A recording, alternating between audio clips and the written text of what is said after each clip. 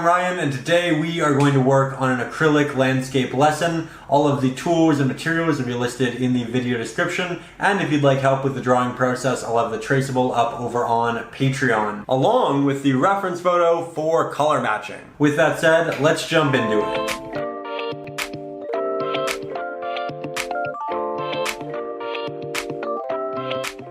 So today we're going to be working on some lightning out over the ocean, and we're going to begin in the background here. I'm going to start with a round pointed brush. The one I have here is about 1/4 of an inch, and I'm going to begin with this because it has a nice sharp point which will help me with detail work, and it also has a soft edge which will be fantastic for getting some really nice smooth transitions between our clouds. Now before I grab any paint, I'm actually going to dip the bottom third of my brush here in some water and wipe off the excess on the edge. I'm doing this because that extra moisture in the bristles will help us keep our paint wet for a significantly longer period of time, and it'll help us create some smooth blends on the canvas. So let's grab some paint. So now I'm going to take a good amount of titanium white, about half that of Mars Black, and I'm taking off the excess over here just because it's a very strong pigment. Then I'll grab about a similar amount of French Ultramarine Blue to that of the titanium white I added, and I'll also grab a hint of Brilliant Purple as well. So I'll mix that up until we have a fairly even mixture. Then I'm going to test it quickly on my reference photo, just make sure my color's right, and it looks like it could actually be slightly more saturated. So I'll add a little bit of extra French Ultramarine Blue, a little bit of Brilliant Purple, work those in together, like that a lot. And now I'm going to go right in between these two larger clouds and start painting in our sky. Now I like to begin in the background whenever I paint because I like to layer my midground and foreground layers on top. It just makes the painting process a little bit easier. So I'm going to start by grabbing this. I'll work it very lightly around this little streak of lightning that we have. And I like to always begin by kind of mapping out all of my edges first, and then once they're done, I'll mix a bit more paint, Mars Black, titanium white, French Ultramarine Blue, Brilliant Purple. Mix up a good portion of that. Make sure that it's well mixed, that way you don't have little splotches of white or blue or purple, because if it isn't mixed well here, it won't be mixed well on your brush and you'll get random applications that you aren't entirely pleased with. But once I have that larger mixture, now I can come back in and just kind of fill this area in. I'm also going over areas we previously applied paint to because acrylics are innately semi-transparent, and generally you will see the canvas through your initial layer, especially if you're working with water or a medium that thins it. So it's good to go back in and just make sure that it's nice and thick. So as you can see, I just started moving that down a little bit farther, but I wanted to get you a lot closer because if you look right up here in these different areas, you can see that the paint is a little bit thin and you can see the white of the canvas showing through. Again, very easy to kind of remedy. You just let it dry, you go back in, you add another layer. But I mention it because I think a lot of people, when they see that sort of thing, they think that they just have a lot of brush strokes in their canvas that they need to work out. And quite often, it's really just that you need more layering. It's not that you're painting with a particularly poor technique. So just something to consider. With that said, I'm going to start moving down this right here with that same pigment. Again, I like to work my edges first because it just makes sense, because you have the most paint, the most clean, sharp applications when you first grab new paint. And then as it starts to run out, you get this more gritty look, right? You get this more toothy look. So we try, at least initially, to get those edges while we have a lot of paint and sharp applications. Now I'm going to start moving into the middle of the canvas, but before I do that, now that we've essentially outlined our first cloud, we can move in there. So I'm going to make a darker mixture, and I'm going to do it right beside this one because that will essentially give us a blueprint for what we're working beside in the actual painting. So it's kind of like a cheat sheet, and it'll make sure that things are cohesive in the mixing process. So here you can see I am mixing quite a bit of a darker bluish gray, and yet again I think I'm just going to test that quickly on my reference photo. I made mine slightly darker, so I will just readjust, add some extra titanium white. There we go. You can see that there isn't too much of a difference, but it's enough that one will stand out next to the other. So yet again, I'm going to go over my edges. I'm going to use the fine, sharp tip of the brush to work a lot of that edging. And then once I feel like I'm starting to run out of paint, I'm just going to use the body of the brush, apply more pressure, and fill in the middle area. Now when I'm doing this, I am avoiding the edges because again, I don't have a lot of control. I don't have that sharp tip loaded up with paint. So right now we're just using the excess to start building a base layer for our first cloud. Now, something I try to talk about in every lesson is the acceptance of kind of awkward stages of acrylic paintings. Because there's so much layering involved in acrylics, generally there are a lot of layers that look unfinished and therefore not fantastic, but I would urge you to keep painting, to continue with the process, because generally, again, it's not that you're doing anything wrong, it's just that the painting requires more layers. And we can apply them if we're patient. Here I'm remixing more of that initial pigment. I'm trying to keep a little bit of it on the edge, that way I can see what I'm mixing towards and how close I am. And that looks like it right there. So, we don't normally start in the middle. Remember, we like to start on the edges, the outskirts. Paint that in like that. And now we'll use the body, press with some additional pressure. And by the way, when we're working the edges, we are applying as little pressure as possible with the brush. You essentially just want the paint on the end of the tip of the brush to touch the canvas. You don't want the bristles to actually rub into them. So now we have a base layer. You can see lots of little areas where the paint is thin, and you can see the canvas through that. Again, not a problem. Just means we need to go back and do another layer. I will, however, now take this and move over to this side. Start on my edges. Start filling these in. And something we did here that will change is that we did the edges with a hard stroke. So we used the point of the brush, we got this really nice sharp line, but that isn't always what you want. Sometimes you want it to kind of fade off into the rest of the sky. So here, with an incredibly light touch, I'm going over the edge of this cloud, and I'm just dragging it out into that previous pigment. Even if it's dry, this would still work. It's kind of a wet into dry technique, and the paint essentially dissipates atop the previously applied dry layer of paint, and it creates this semi-transparent transition and gradient. So it just looks softer, it gives the cloud a bit of movement, and you get some different edging as well, which makes the piece more diverse. Now, I'm going to actually wait for this and this to dry, then we'll come back in, do a second layer, and start cleaning it up, adding some detail, all of that good stuff. So our paint here is just about dry, and that means we can go back and start applying another layer. Now, I know generally with painting tutorials, people like to know what's next. They like to move on to the next subject. They like to, okay, that's done, now to this. And that's something that I used to really put a lot of emphasis on, was continuously moving, keeping the lessons kind of frenetic. But I just feel like I've personally improved significantly as a painter by continuously going back and doing the second, the third layer, doing the same thing over and over again. And so while I recognize it isn't visually the most captivating thing, I think that it teaches a really important lesson, and that lesson is for those of you who are, interested in taking the time, watching the entirety of it, okay with watching the same thing being painted with a thick layer right after.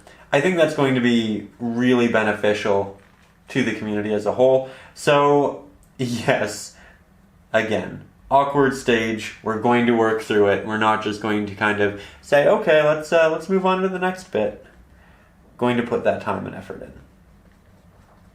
With that said, while I'm doing this, you can see just a dramatic difference between the first and the second layer with really the same color. But another thing I'd like to note is that I'm not dragging the paint out incredibly far. The more you drag your paint, the thinner it gets, and it kind of defeats the purpose of going back in with additional layers. So there, as you can see, once I've essentially applied the paint, I don't try to drag it far at all. I just kind of go back to my palette and I'll either mix more or grab more. And I don't mix a massive amount of paint at any real point, just because I think there's a lot of value in remixing your paints. You can learn a lot through that process. It kind of allows you to memorize different palettes and mixtures, so when you want to go in and paint it next time, you know what to do. A month, 2 months from now, you say, okay, you know what? I did this probably 25 times in that painting. I've got it. I've held on to it. I don't have to go back and revisit it. So, with that said, that is one base layer done. Let's now start having some fun with it and adding some detail. So let's get right up close. I'm now switching to another round pointed brush. This one, however, is about 1/8 of an inch, and this is the current mixture we have. I'm going to take a little bit of it. I'm going to move it over there. I'm going to take some extra titanium white, a little bit of extra brilliant purple, extra French ultramarine blue, mix those together, and I'm actually going to take my pinky finger, brace it on the canvas so I take shake out of my hand. I'm going to come in here about 1 centimeter. I'm going to start creating this sharp edge, and I want the bottom edge of the stroke to be sharp. So if you're placing your brush on the canvas, try to make sure that the point is facing the bottom area. And then I'm going to let it dissipate as we get to here. So you can see that it's a sharp line, and then it becomes less and less opaque as you move to this point. Now I'm going to take the extra paint off my brush, going to come back, and I'm going to blend that stroke back into the rest of our cloud. And I'm going to do so by moving upwards. And you can also move your brush in a little bit of a circular stroke to get a nice soft cloud-like aesthetic. But this is going to create some depth. It's going to make it look like there is some added light in between this cloud and this cloud. It gives us an additional subject. So in a number of ways, it just really adds to the painting. We'll grab a bit more. We'll skip a little break right there. Just checking on the reference photo. Here looks good. And then I'll do that yet again. This time, however, I'm blending down. Just like that. Might even make the edges here a little bit brighter. That way they'll blend slightly more with the actual sky and backdrop. You can go back in around those edges and really brighten things up, but try to keep it a little bit inconsistent. Have it brighter maybe here, have darker areas, because that's what's really going to make it interesting.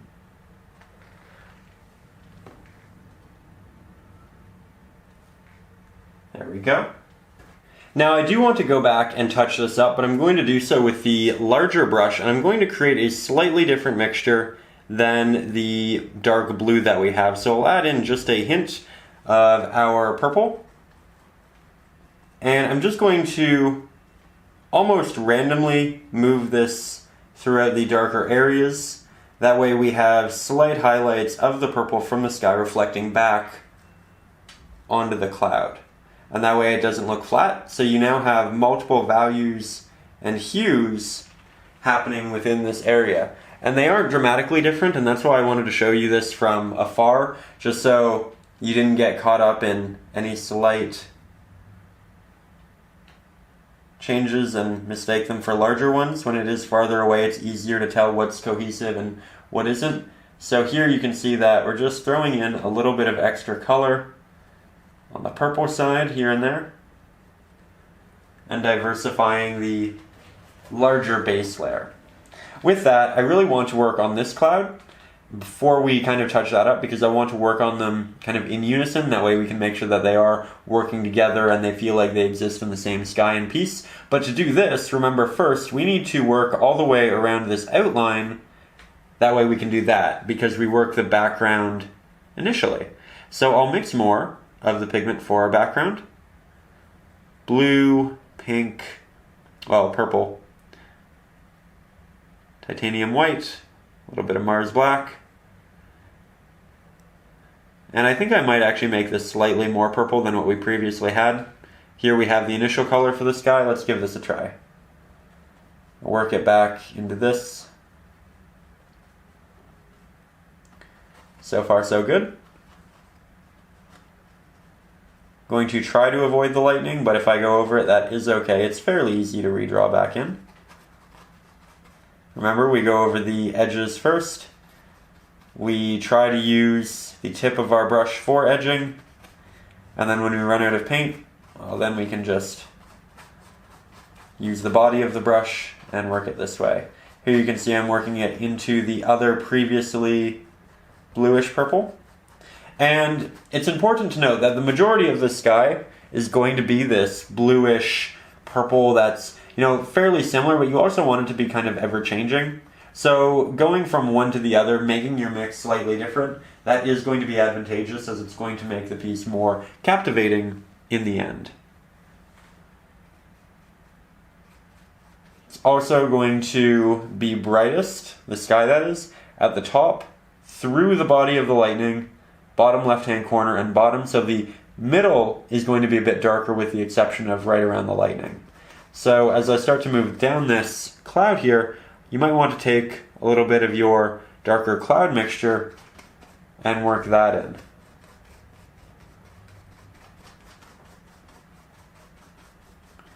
Once we have a generally decent base, we're going to mix more for that area. However, I'm going to do so with a 1-inch large flat-headed brush, just because I can apply a lot of paint very, very quickly, and these sharp edges will allow me to cut around sharp areas. So we'll start with some Mars black, quite a bit of our French ultramarine blue, titanium white, getting there, purple, brilliant purple to be precise. And if you don't have brilliant purple, you can mix a nice purple with French ultramarine blue and either a cad red or a primary red.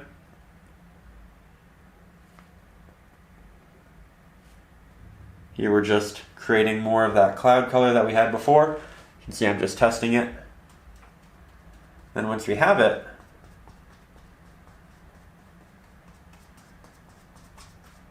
we'll start working this along those edges.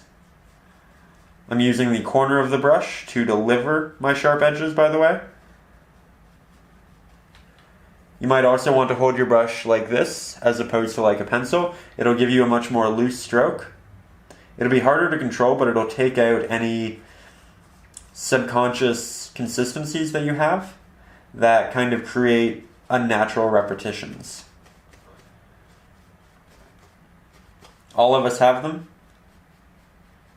And if you're aware of them, you can work around them, but if you're not aware of them, this is a very easy way of dealing with it. And this is a great technique to employ when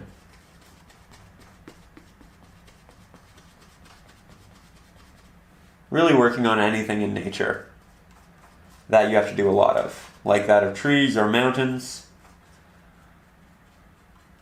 There we go.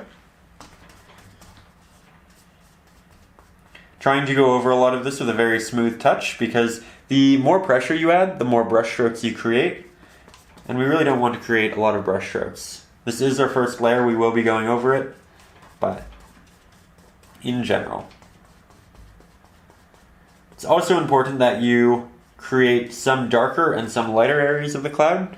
So I'm actually going to make this area a bit darker, and I'm going to make this area a bit darker. And how do you distinguish what generally is going to be darker or brighter? It's simply a question of what area of the cloud is most dense. What area of the cloud is it going to be harder for light to move through? Now this area of the cloud, it progressively gets bigger this way, and as it gets bigger, it's harder for light to move through it. So this area makes sense that it's darker, and the reference photo attests to that. This area is also quite dense. We have a bit of a thinning area in the cloud right through here, so we keep that a bit brighter. But in these darker areas, I'm using a mixture of Mars Black and everything we were previously applying. But it's an easy way of just building up some extra depth. You can also take that and work it on the back of this cloud, because again, it's getting more dense as you move this way, it's thinning out as you move towards the right. Now this is dried for the most part, so I am going to make sure my brush is damp. It'll help me create a bit of a wet into dry blend, where again, initially it's fairly opaque, but the farther you move out that paint, especially with water, the more transparent it gets, the more you see those underlayers through it. And you essentially get a blend without having two wet pigments. You can also add a little bit here in the back, and then have it, again, lessen. Just adding some extra water to my brush, taking off that paint. That way I can do this blend really simply. And now because we have a high contrast between these two, that stands out a bit more and it looks quite nice. Again, this is one of those paintings where you really need to accept that it's not going to look great for at least the first half of the process, and you just need to trust the process. Some paintings, you kind of have different ratios. Sometimes, 20% in, it starts to look great. Sometimes it's, 80% in, and then it starts to look great. And I think it's just one of those great lessons that really teaches you to trust yourself, your techniques, your process, and especially the layering process. If you've ever struggled with layering with acrylics and knowing how much to do, this is a great lesson to really spend time on.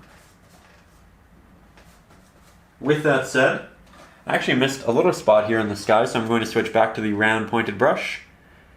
Going to make a brighter version of that. I can see the initial sky color right there. Did leave a hint of that, and I do try to leave a hint of most of my colors on my palette for scenarios like this, should I need to return to colors. But I think I will make this one a bit darker. So I'll grab some of that cloud color, and we'll apply that right in here. Now, we've also had defined edges for the majority, except for right here where it did get a little bit of loose application, but you can actually blend the sky into the clouds in some areas, and I'm going to do that right here.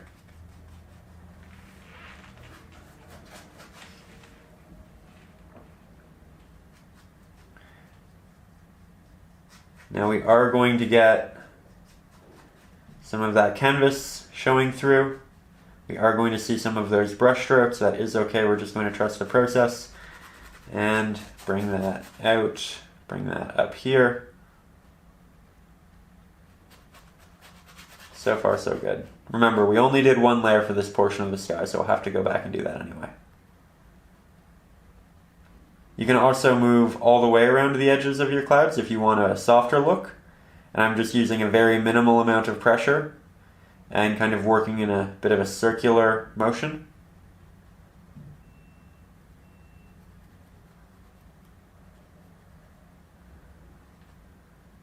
There we go. Really nice.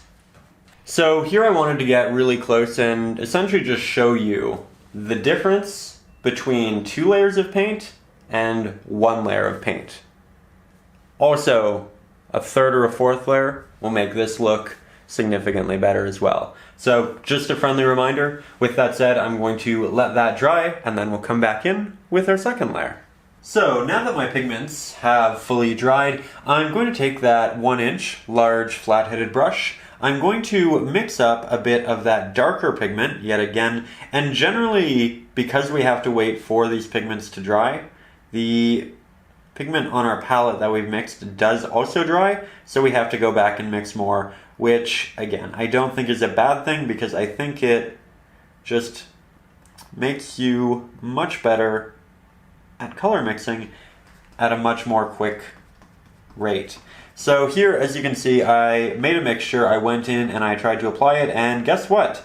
It was a little bit too bright. So I'm actually going to use this just for the sky here.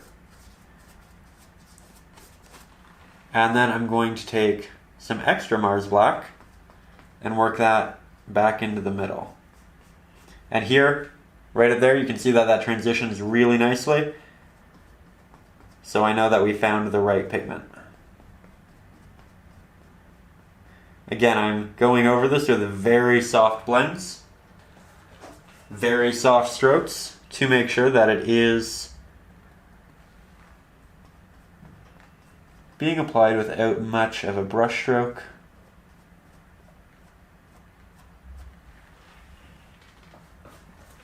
Just crafting the larger, more dense area of this cloud. Continuously taking off paint. That way I can go back in fresh. And in the process, you can kind of create interesting other little clouds as well. But right now I'm happy with that, and I want to work with it while it's still a little bit wet. So I'm going to mix a new pigment. This is going to be a bit of a medium blue. It's going to be darker than what we have up here, but it's going to be lighter than what we have over here. So I'm mixing it in between the two of them. I will add a little bit of our purple, just so it fits in with the rest of the painting and landscape. So we're making it slightly darker, and we're almost there. I think I'll test it on my reference photo really quickly. Also, if you struggle with color mixing, I highly recommend starting to work with reference photos. Can just make things a lot easier to physically test. I saw that it needed to be a little bit brighter, needed a bit more blue, heavy saturation. So, let's start around our lightning. And I'm going to go over the majority of my lightning, admittedly, but I want to keep the general placements. So I'll leave just the hint of a mark of a line, going over those edges first.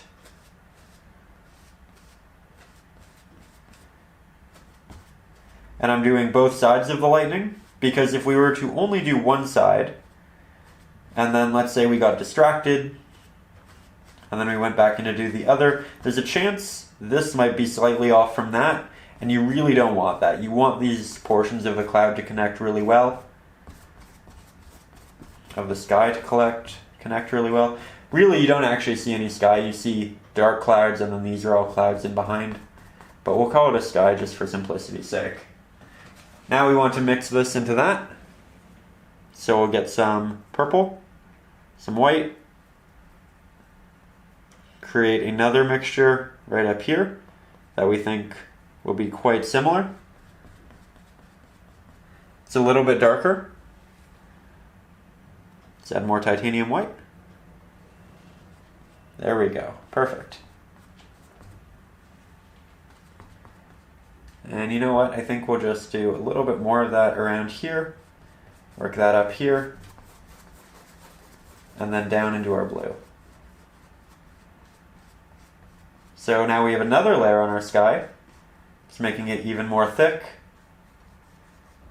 And I'm going to move this purple slightly up around this cloud, and then I'll blend it out into the sky with a wet into dry technique like we've talked about. Do have a little bit of paint there on my brush, we'll just get that off. Maybe grab some more blue, give it another layer.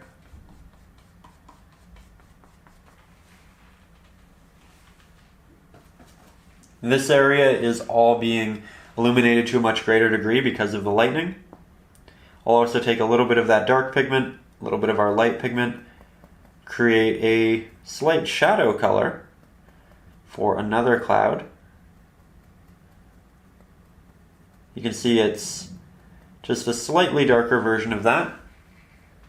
And I'm going to create a cloud that essentially comes off here. I'm letting this be quite loose. I'll switch to holding my brush like this. It's incredibly subtle in the reference photo, so that's what I'm aiming for here. I don't want defined edges. I don't want a stark application. I just want a soft, middle of the road cloud like that. That was my water bottle. Nothing to worry about. Anyways, we do need to blend these in a little bit better. The paint's still wet.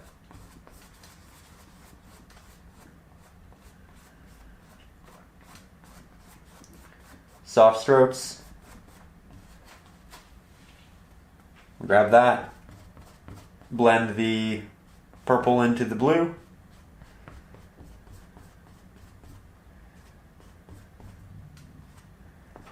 We'll blend this back.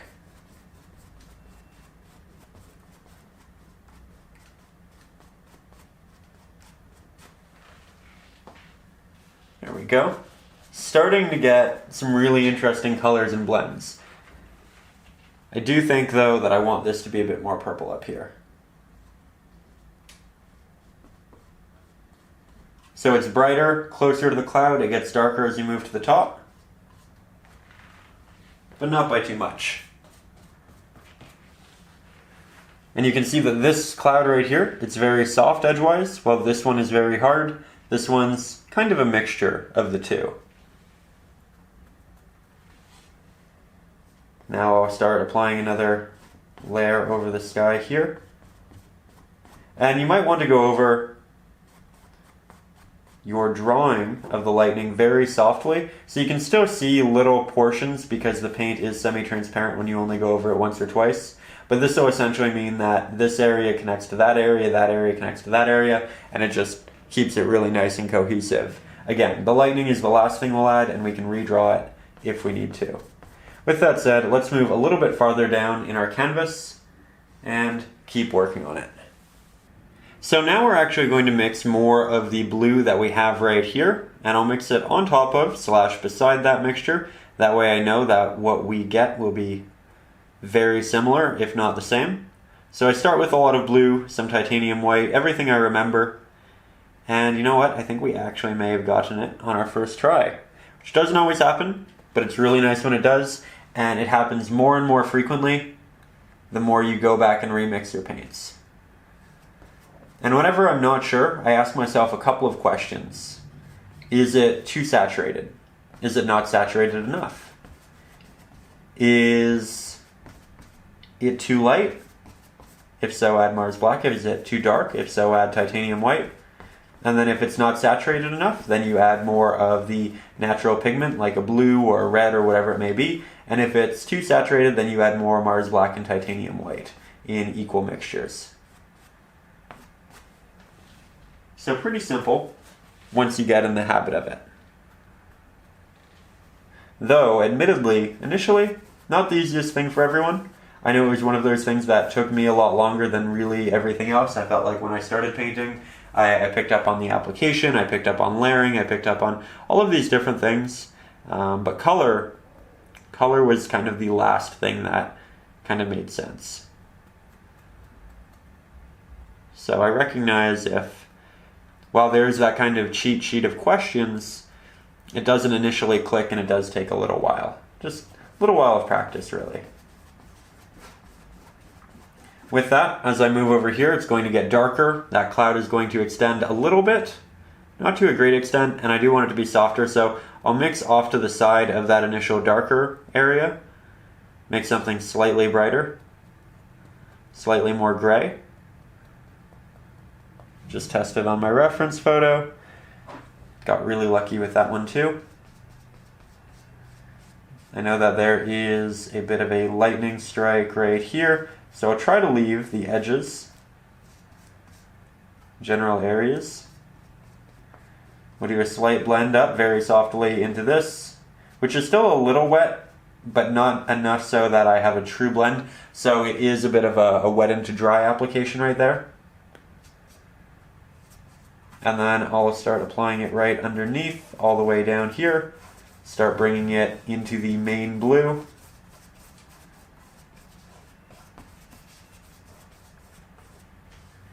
Now, it's also worth noting that our levels of clouds here are quite complicated in that we have a lot of different types of clouds and we have different colors for the sky. You don't have to do that. You can go in with just a blue sky and make this significantly easier on yourself if you find that you're getting frustrated. But again, it's a great lesson if you do want to put in the time in just kind of learning about mixing in colors, because there are a lot of subtleties in it. Well, it's not a hyper complicated image. There is a lot that's visually going on in a subtle way. But if you just want a pretty picture of lightning, we can achieve that too, much more simply by just sticking with a single color for the background.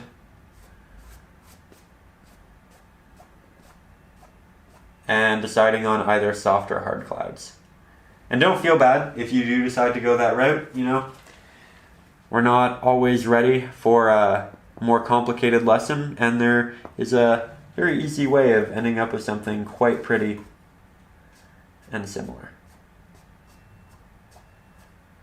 So here I'm just kind of extending this cloud, making it darker. It's giving the painting a slight vignette effect.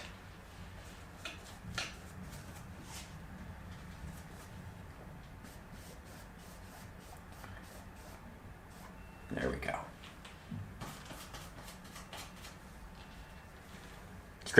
Let's make more of our blue.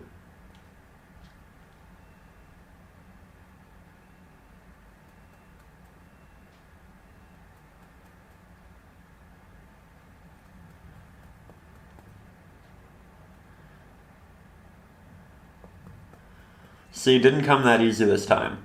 I look at that, and I look at that color, and I ask myself, what's different about it? Well, I say this, it's a little bit less saturated. You don't have that real blue pushing through. So, okay, you know what? We'll add some blue. See if that fixes it. And you know what? That was it. That was really all we needed to do. Now this matches that, and we can continue working around our lightning.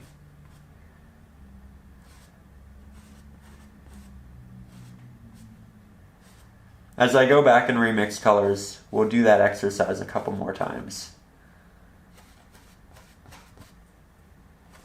Sometimes it's a bit more complicated, sometimes it's quite easy.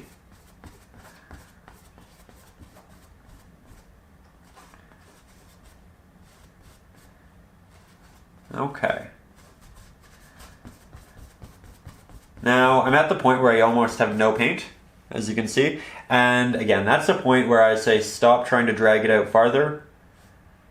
Just smooth out what you have and then go back and grab more paint. Because once it's at that point and you're dragging from there, you're really just hindering your pigment and making it so you'll have to go back and do layer after layer after layer.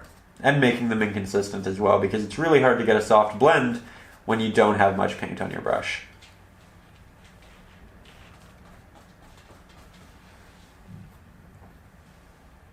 Again, we're mixing more. And hypothetically, could we mix just a massive amount of this color because we know we need a massive amount of it? Yes, but you get a lot better at color mixing by not doing that. So here we have our new mixture. It's right beside our old mixture. And what do I think of it? I think that it's actually slightly more saturated than what we have there, just by a hint. So I'm going to take some titanium white, some Mars black, just a tiny corner bit. I'll mix those, and that is just about it. So, with this, now I'll head over here. I'm going to work my way around some small drawn-in clouds we have. Now here we have a bit of a hard edge, right? It's much brighter. This is much darker. We'll need to come back in with a transitionary color, and we will do that in just a minute. Right now, however, while I have this pigment, I'm going to take it. I'm going to blend right over into here. Now remember that lightning is light, so this might be a little bit brighter. That's not a bad thing at all. Okay. So we have a good application. Smoothing it out, applying almost no pressure with my brush. Now I'm going to come back up in here and start making a transition. Let's get a little bit closer for that though. While we're here, I would like to acknowledge that the painting yet again is getting to yet another more messy point, and that's okay.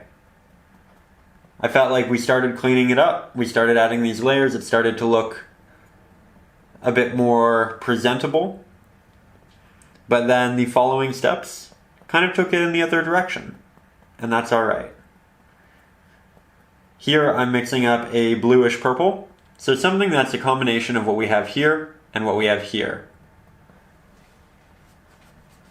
You can see that it transitions fairly well into the purple. You can see that it's transitioning fairly well into the blue.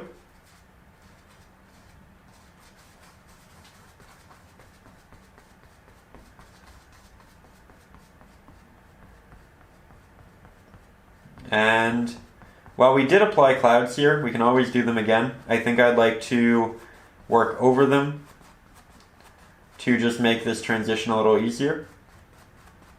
That way I can make wider strokes like this to transfer pigment a greater distance, and therefore just make a softer transition in the end. And now we're just working that back into our blue. The more we do this, the better it'll look.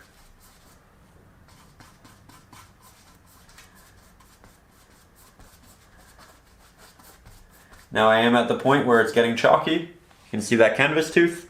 So let's go back, grab more pigment. I grabbed a bit of this and a bit of that for the transition area.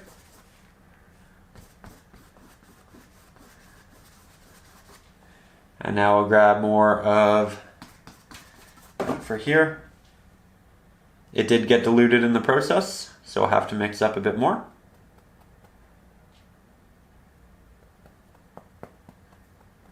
You can see that that's quite desaturated. So I'll add some extra purple, some extra blue, make it more lively again. Test it there. It's a little bit more purple than what we had, but I actually want this bottom left corner to be more purple, so I'm very happy with that. We'll just do a nice blend into what we just established. And this will be slightly darker because we have a cloud kind of in the distance softer right there. Now we do have lightning right here, and this is going to be quite bright, so I'm going to continue moving my purple down into this area. I'll have it blend up into our blue, and then for the actual lightning we're going to mix a brighter purple to really show off the light it renders. So I'll take some extra titanium white, work that into our mixture. I'm going to repaint the lightning later on. I'm going to redraw it later on. But I'm just going to mark with light where it's going to be.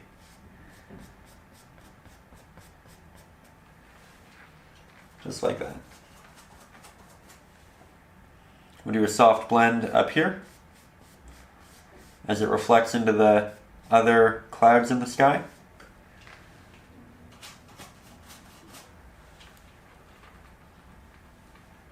Grab some of our blue from there for this transition.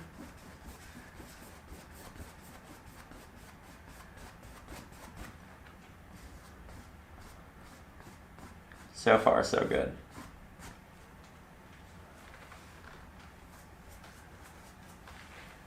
Also going to make a slightly darker purple. So I'll go on top of a slightly darker purple that we previously had. Say, okay, you know, that's a little bit too gray. Let's give it some extra saturation with some extra blue and purple.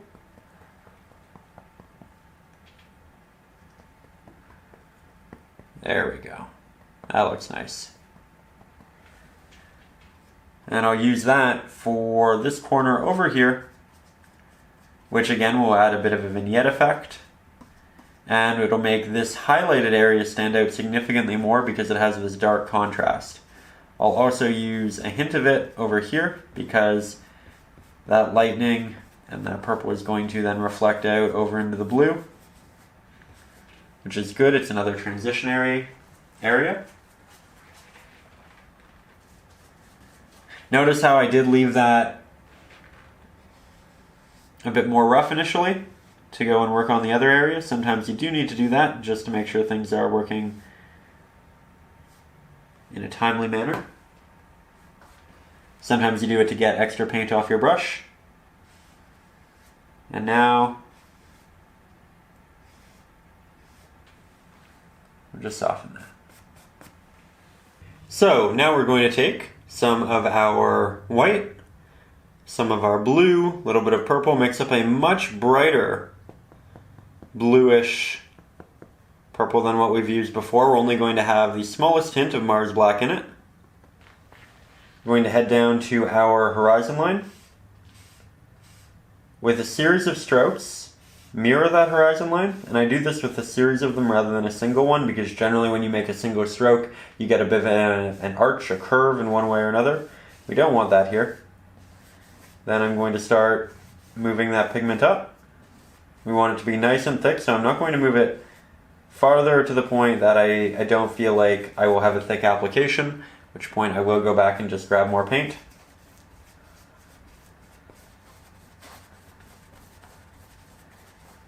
And here, we're just creating the light from the bottom of the lightning strike.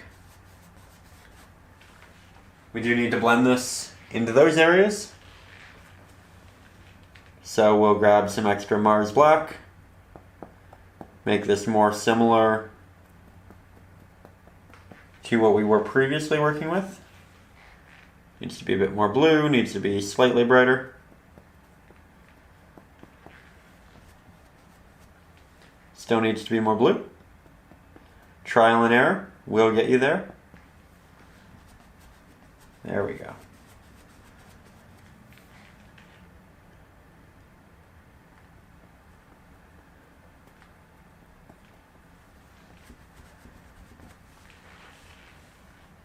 And now we're just going to kind of soften all of these blends and make them nice and clean.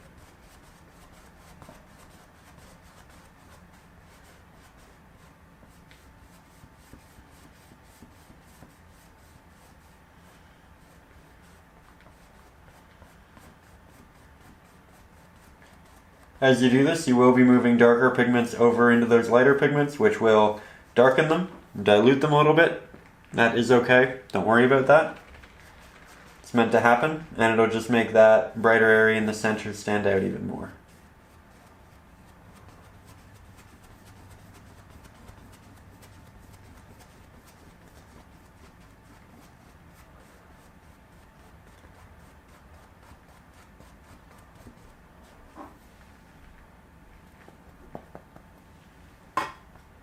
So as we pull back, as you can see, it does still look a little bit messy, but it's definitely starting to come together. Now our next steps are going to be working in these little clouds here, going back, fixing up the clouds that we have up there, and doing a little bit of fine tuning before we continue. We're now taking our 1/4 inch round pointed brush, making sure it's slightly damp, but I really don't want too much water on it right now. So then I'm going to take some of our purple, move that over to a previously semi-dark purple area spot here on my palette, some Mars Black, a little bit of titanium white, a little bit of blue, and the goal here is essentially to create a cloud that looks purple, but it's quite dark. It's slightly lighter than that. So, darker than this, lighter than this. Mixing those up just like that, maybe a little bit more blue. Test it on the reference photo. Again, slightly more blue. Test. I think we'll go with this one right here. So here, remember, whenever we're working on a new subject, we like to do the edges first. Trying to make sure this cloud is nice and interesting. It has these different protruding pieces that are different from one another. Now I'll go in and fill in that middle area. We also have a couple of smaller clouds that surround it. Just like that.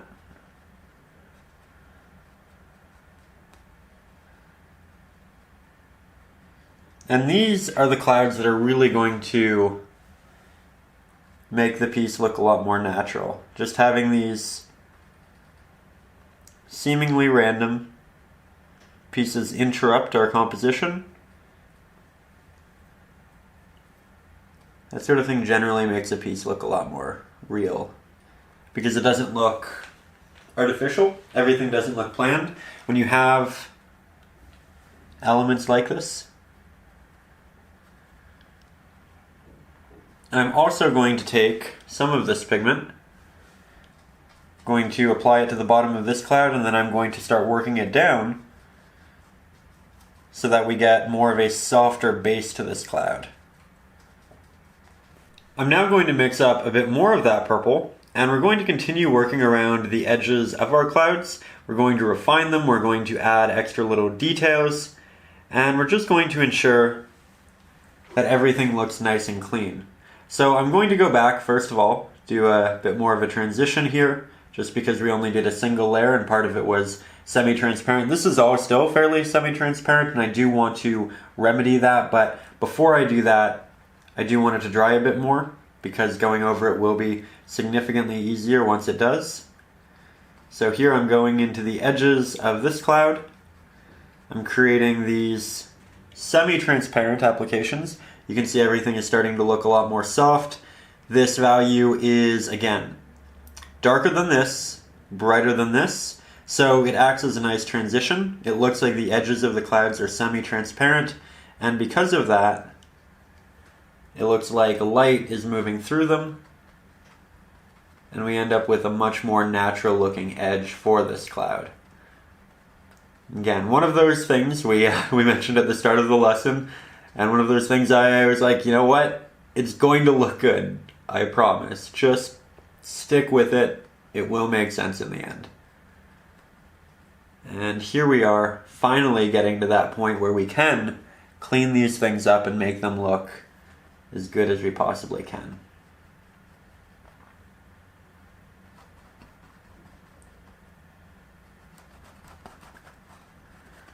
Well, I don't have much paint left here on my brush, and I'm just going to create a very soft, minimal cloud right here.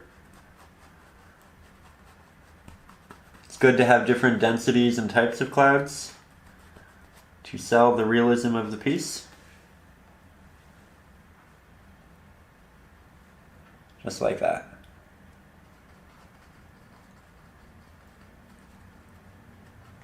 Now yet again, we're going to do the same thing with this batch of clouds right here. So, take some purple, take some blue, white, a little bit of black,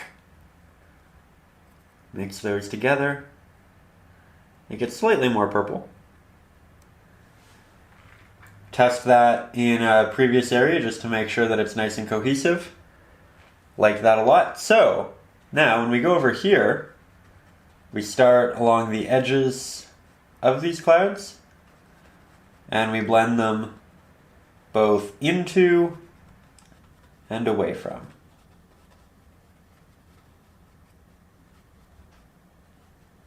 Make sure that you don't just create a harsh line though, make sure that you do go back and with a very soft stroke, do a little bit of a wispy motion up into the cloud, do a little bit of a wispy motion down out of the cloud, and just keep it cycling and transitioning. I think I do want a bit more purple on this though.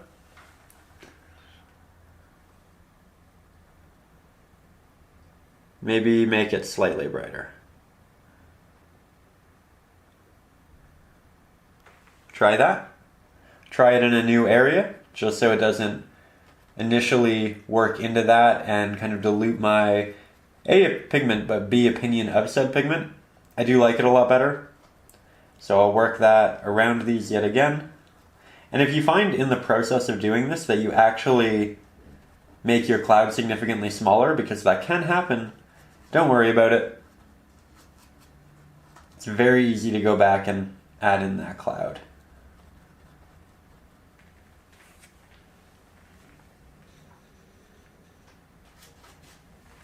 Here, we'll grab some Mars Black, a little bit of blue, good amount of purple,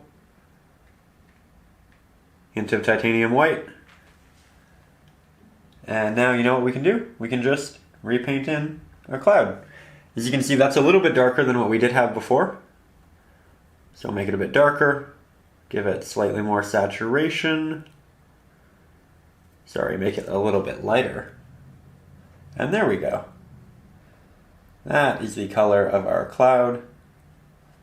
And once we go back with this darker pigment, we can also now truly blend into that new application, which is also quite a nice opportunity because you can get some incredibly soft transitions and gradients here and really make the side of those clouds look semi-transparent.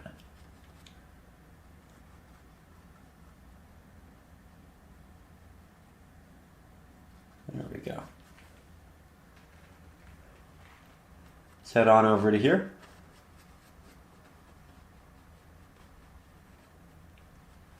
I'm being pretty playful with my clouds right now. Really enjoying this. Quite a cathartic part of the process. I think I want to brighten up my sky a little bit, so I'm taking all of that pigment off. We'll grab some titanium white. Mix it into our purple.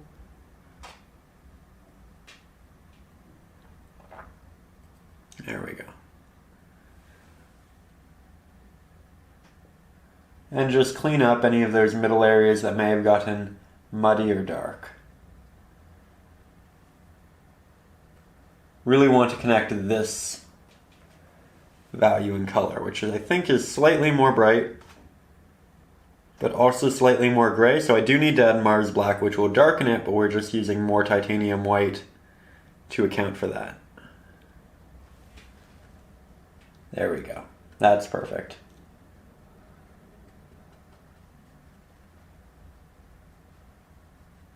And I'll just let this dissipate as you move over to the right. Let it blend up into this cloud. Again, soft little wispy motions as you move in and out of clouds.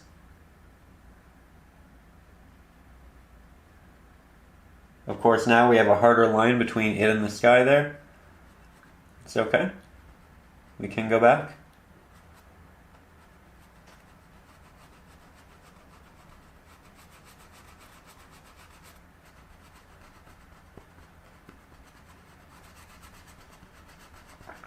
Being very soft with my paint right now.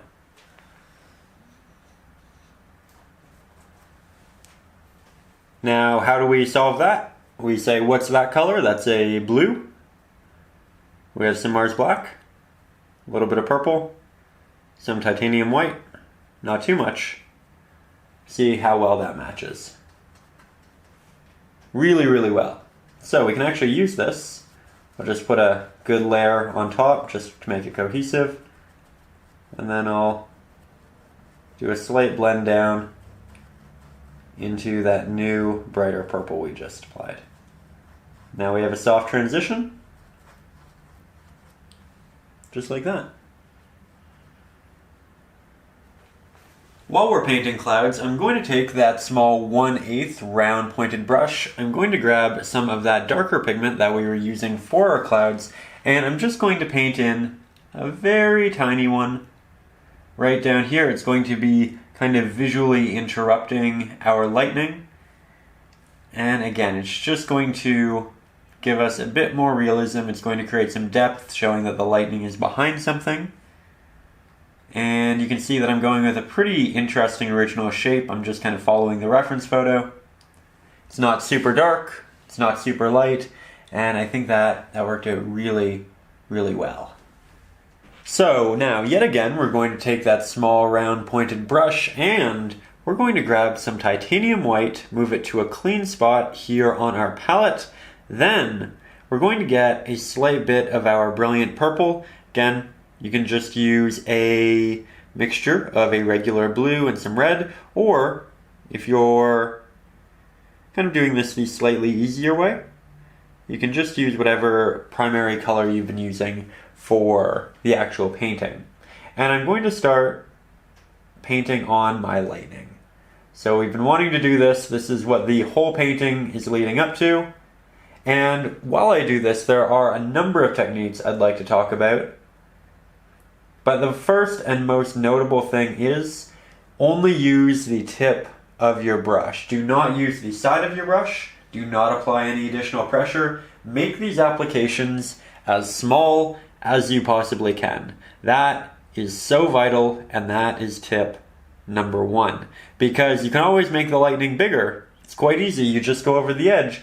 Really hard to make it smaller again because you have to remix whatever color that is or whatever color that is. So go in with a very conservative approach. Like that. Now we're creating little winds, little bends, lots of different shapes, and I'm also applying the paint that I can. Then I go back, make my brush damp, grab more, and I do this a lot. I don't try to get any extra paint off of my brush. I don't, try to grind the bristles into the canvas.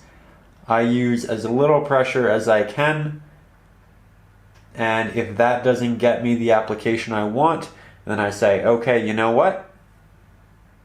We'll come back. We'll get the right pigment, and then we'll work it back in there. Now I'm just looking at the reference photo here for the areas that I have covered up, because I have covered up quite a few. But here you can see we get back into the general pattern.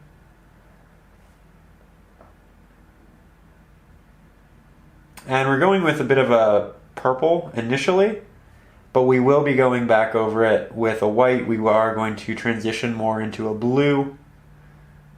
We're going to have a lot happening here, just not quite yet. It's important that we do this in stages.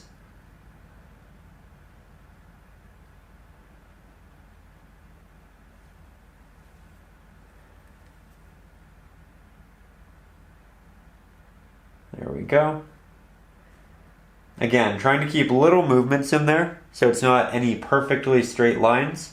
It's lots of little zigzags back and forth, some wide, some not.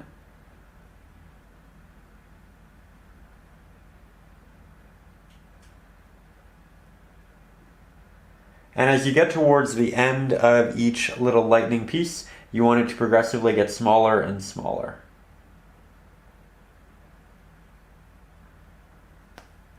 You can also let it visually dissipate, opacity-wise. There we go. Let's move the camera slightly farther down. So once I get to about this point, I do start want to working in some of our blue. Going to add some extra titanium white because the blue is a darker value than what we were working with, and we do need to compensate. This will desaturate it substantially. But that's okay, we don't want this to be saturated at all anyway. So, we are still moving down here. And this area is actually quite interesting. In the photo, it's a much smaller application actually, but I left a lot of room there. So we have a couple of options. We could paint over all of this and just make a larger piece of lightning, or we could go back over it with the blue. And I think I'm going to opt to go back over it with the blue. Just because, again, I like to have much smaller lightning, especially in the beginning, and then we can expand upon it should we need to. You'll also notice that these are quite thin and transparent initially. Doesn't have that real oomph of lightning, that real flash of light, but we'll get there because, we'll get more titanium white, we'll build it up, then we'll come back into the middle of those applications and we'll reapply. And what this is going to do, it's going to make it look like it has a slight glow of that purple mixture that we had. So this mixture, this application, it's even smaller than our first one, and we're applying it in the middle of those strokes. So we're building them up, but we're letting that initial layer show through to a point.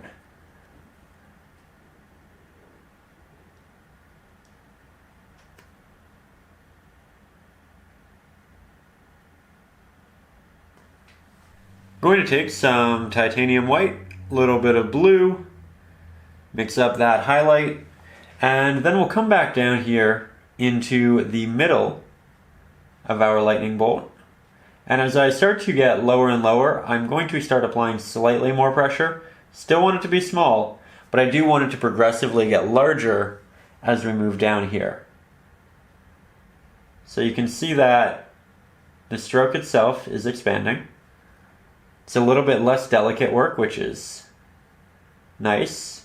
Here we are keeping in those sporadic little movements. And again, don't really want to go over that with lightning, so what we're going to do is we're going to look at that color, that color, that color, that color. We're going to say, what's the middle ground of all of them? It's probably quite a bit of blue, a little bit of titanium white, Mars black, probably a hint of purple. Not much, but a hint for sure. And then I know that it's a much more blue than that mixture, so let's try this. First attempt, first guess. Oh. Look at that, it's so close. It's just a little bit desaturated. We'll add more blue.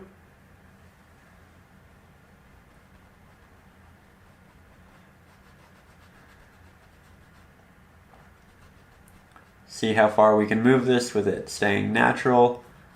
Do a little bit of a blend with it outwards. You can even kind of walk the line of the lightning. Give it a slight gradient and transition. It'll give it a little bit of a glow look. You don't have to do this with all of it, but we have an opportunity here, so we might as well have some fun. Like that. Now I look over here and I notice that these are also quite large, larger than I would like. So, yet again, I look at that, I look at that, I look at that, I look at that, I say what's in the middle? Probably a darker version of what we currently have. Okay, matched the cloud really well. Can we expand outwards without this looking incredibly dramatic? The answer to that is no. So, we'll add some more blue, we'll add some more white. Again, this is more of a situational application. This is wholly dependent on where you may have accidentally left larger areas for lightning. And so your mixes will be different from mine, but this is essentially how I'm articulating what my mixes need to be to remedy that area and just make sure it's nice and tight for the lightning.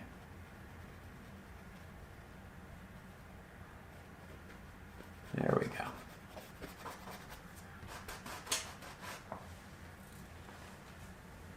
So with that, let's take a step back and keep working on the lightning. It's good to do so up close because you can really focus on the details, but it's almost better to do it farther away because when you do that, you look at all of it at once and nothing gets overproduced in relation to anything else. So it all feels much more cohesive, where if you do, really hyper-focus on a singular area, you might make it look fantastic, but it might not fit in with the rest of the painting, and that's why painting from slightly farther away can be just, generally beneficial. So here we are, as noted, slightly farther away. We'll take some titanium white, take a little bit of blue. Maybe, and this is something to consider, once you've mixed your pigment, take off the pigment on your brush. Just wipe it off on the cloth, grab some extra water, and then go back in and grab a smaller amount of paint that you just mixed. Because when you mix paint, you build up a lot of it on the bristles, and it can be difficult to render a very sharp line with that.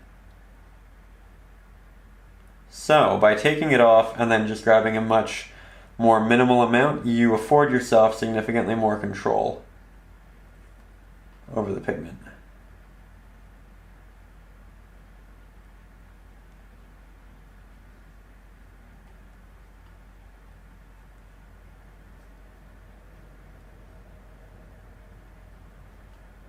There we go.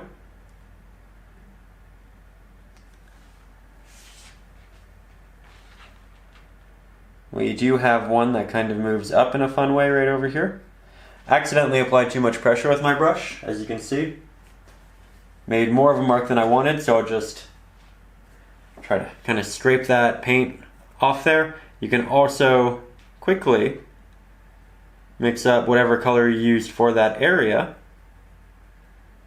Probably something quite similar to this, and paint over it. There we go. Quick and easy save.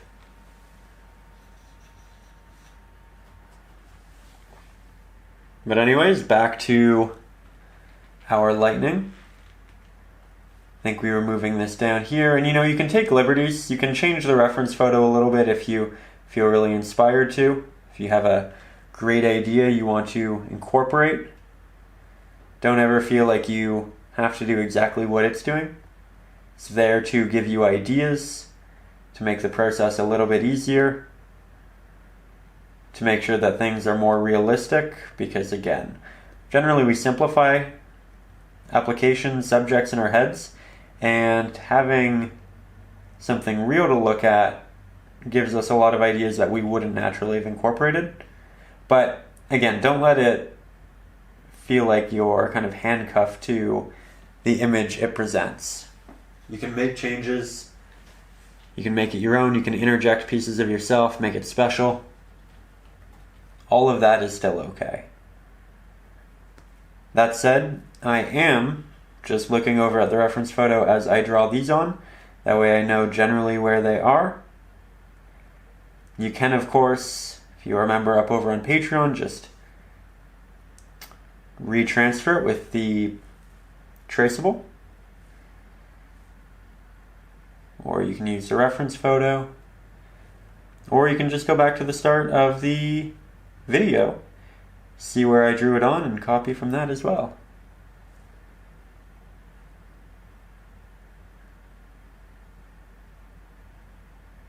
There we are.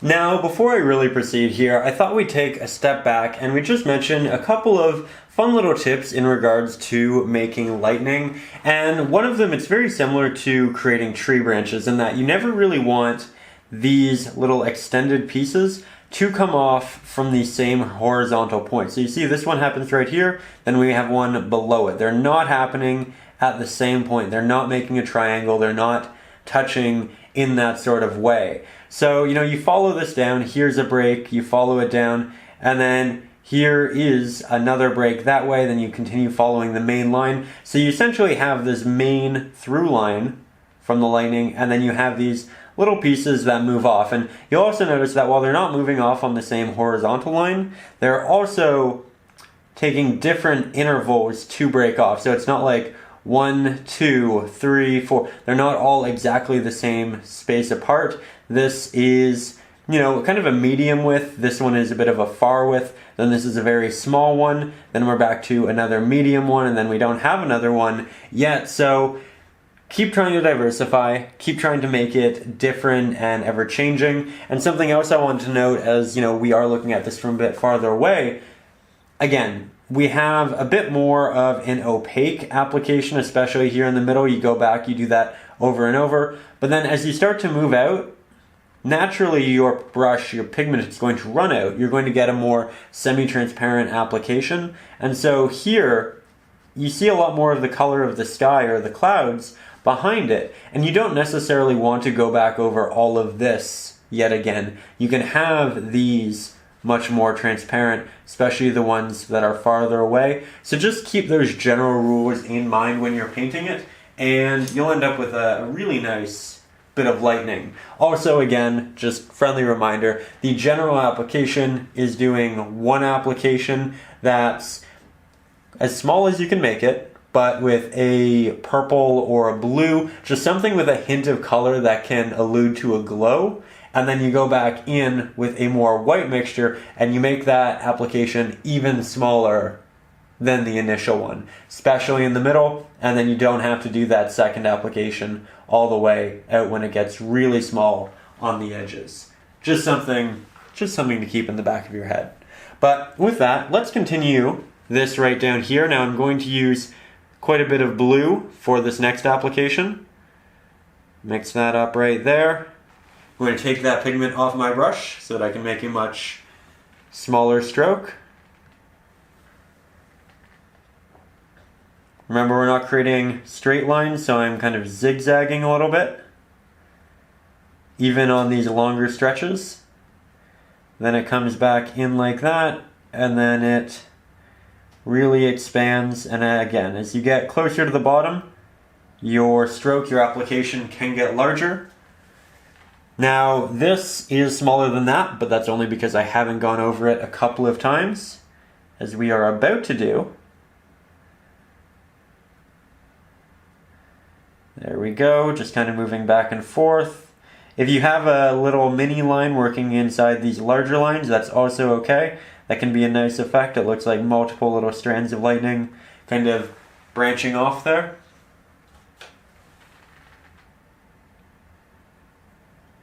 Here, still working with that blue as I create this base layer. And I'm having to go back a couple of times because I am now working on a much larger area of lightning. It isn't so small, so I really have to commit quite a bit of paint. There we go. Like that a lot.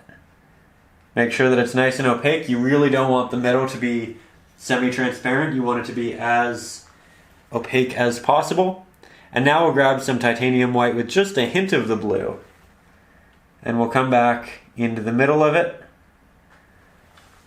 And this application can be blended into the sides so that it looks like there's this almost white light in the middle, and then it transitions into this more blue light, which looks like the glow.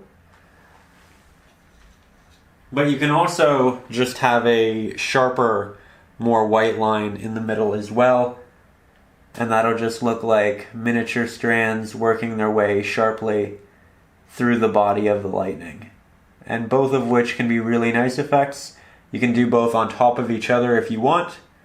Takes a bit of extra time, but it can be a really nice detailed way of expanding upon the lightning.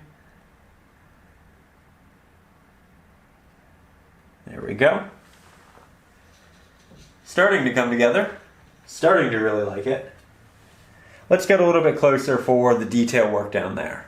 So we're sticking with that same smaller round pointed brush, grabbing some of that titanium white, hint of our French ultramarine blue, mixing those together like that. And now we're going to create all of these miniature little strands that come off of it. So these are still going to be really quite small. You can expand on them if you'd like to later, but while the main body gets larger and larger as you move down, that rule doesn't apply to all of the little pieces that kind of come off like this. You still want them to be nice, delicate, sharp. All of the different things the initial applications were.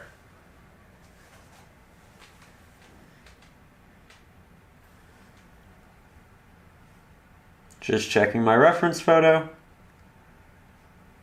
There we go. Come up here, do another one. Maybe fill that in. As you look into the middle of this, you can see some sharper strokes as well. Do have that combination of the glow look and the sharp little applications. Mix a bit more, take that pigment off, because again, when you mix, you create a lot of pigment on that bristle. You don't necessarily want that.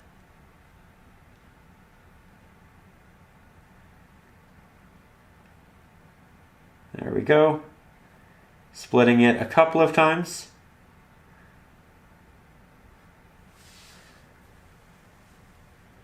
And it's these really tiny ones that are going to sell your lightning and make it look as good as it possibly can. I'm also occasionally going over top other ones and having them crisscross, because they aren't just moving out left to right, they're moving front, back, all of these interesting directions. Here I am expanding one of them. I'll also expand this one.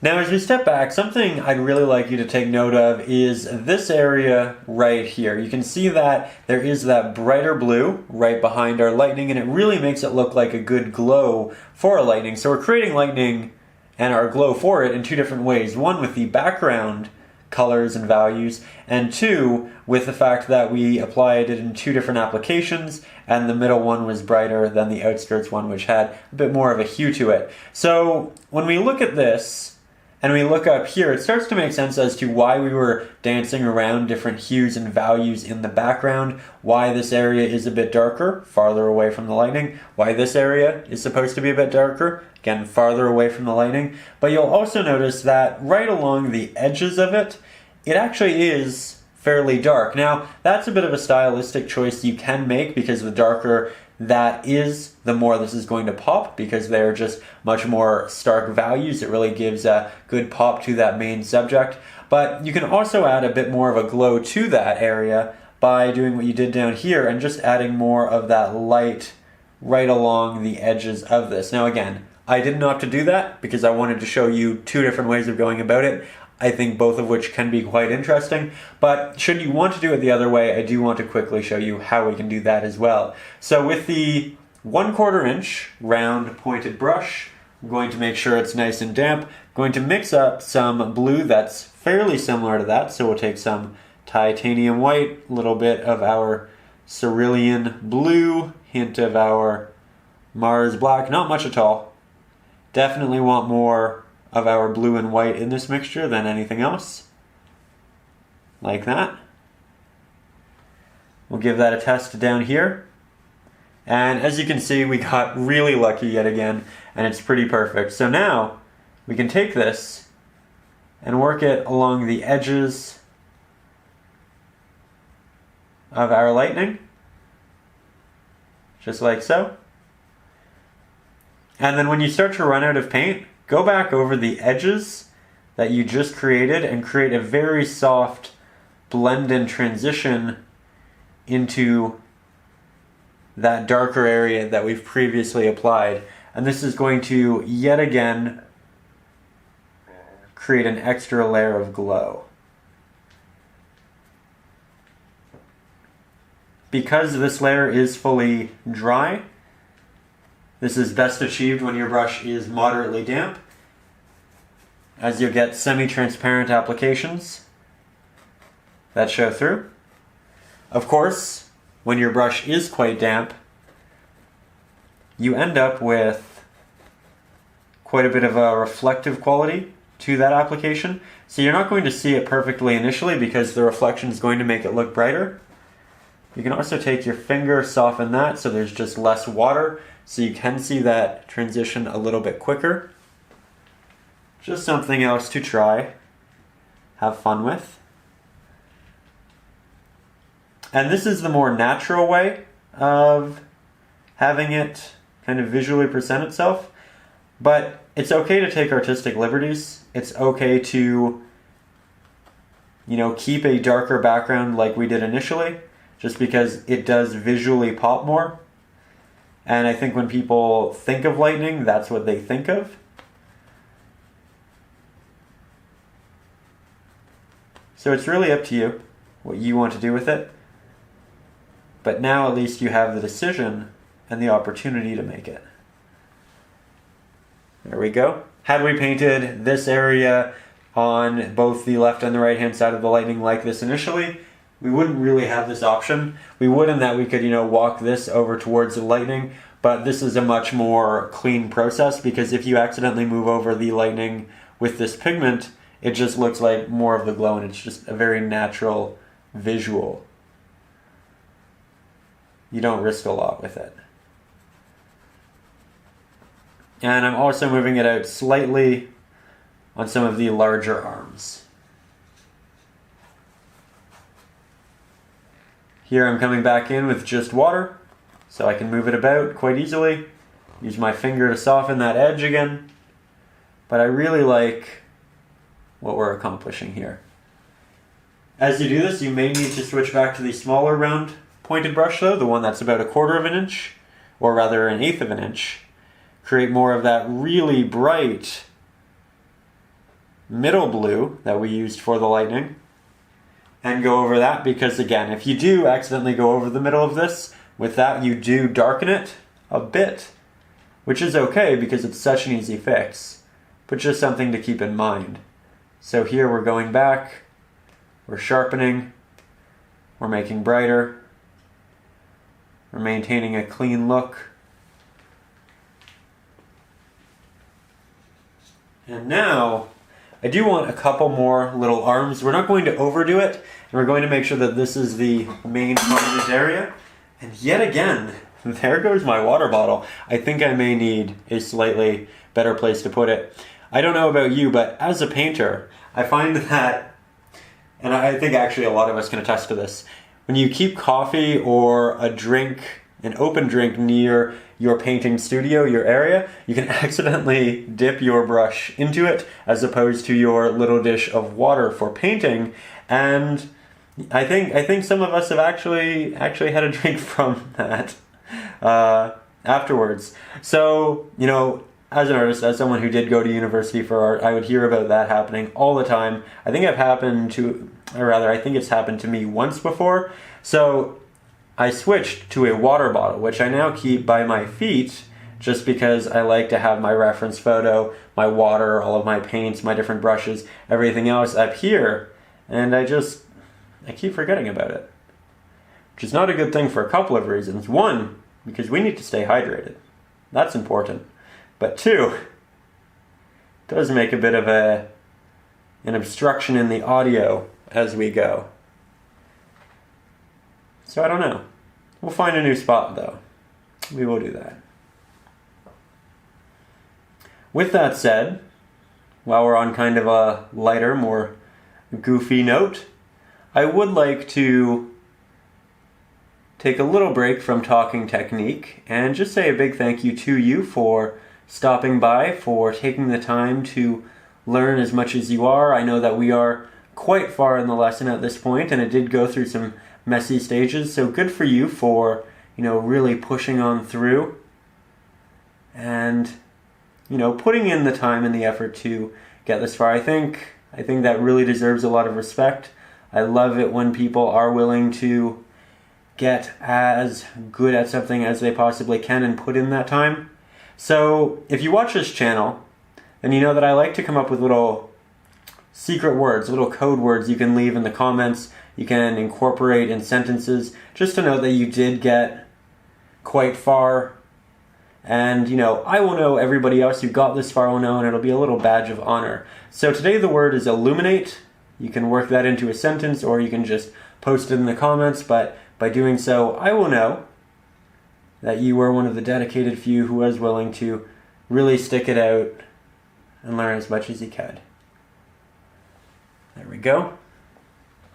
Getting really small with these applications right now. Applying as little pressure as I can and letting that pigment dissipate from the brush, allowing it to get darker, or rather just more transparent. Speaking of getting darker, did you see that? Cloud just moved over the sky. Wow. Always need to see the painting in a different light.